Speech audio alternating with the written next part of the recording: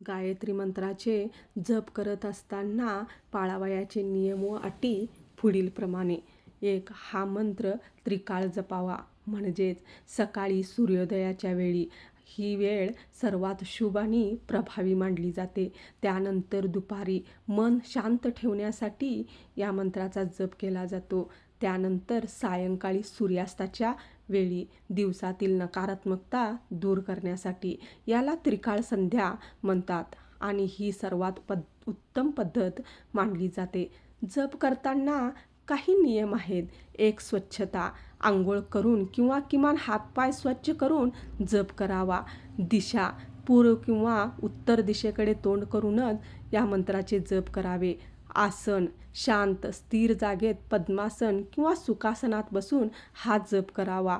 माळाचा वापर. 108 वेळा जप करणे सर्वात उत्तम आणि तेही रुद्राक्ष किंवा कमळगट्ट्याची माळ तुम्ही वापरू शकता. त्यानंतर उच्चार. मंत्राचा शुद्ध उच्चार आणि मन एकाग्र असणे खूप महत्त्वाचे आहे. या मंत्राचा जप करत असताना काही महत्त्वाच्या गोष्टी लक्षात घेणे गरजेचे आहे. रात्री झोपताना या मंत्राचा उच्चार करणे टाळावे, कारण हा सूर्याशी संबंधित मंत्र आहे. मन शांत आणि सकारात्मक ठेवणे आवश्यक आहे. रोज ठरलेल्या वेळेला या मंत्राचा जप केल्यास त्याचे अधिक चांगले परिणाम आपल्याला आपल्या आयुष्यात दिसून येतात. अशीच नवनवीन माहिती घेण्यासाठी माझ्या स्वामी ऋणी या चॅनलला नक्की सबस्क्राईब करा. श्री स्वामी समर्थ.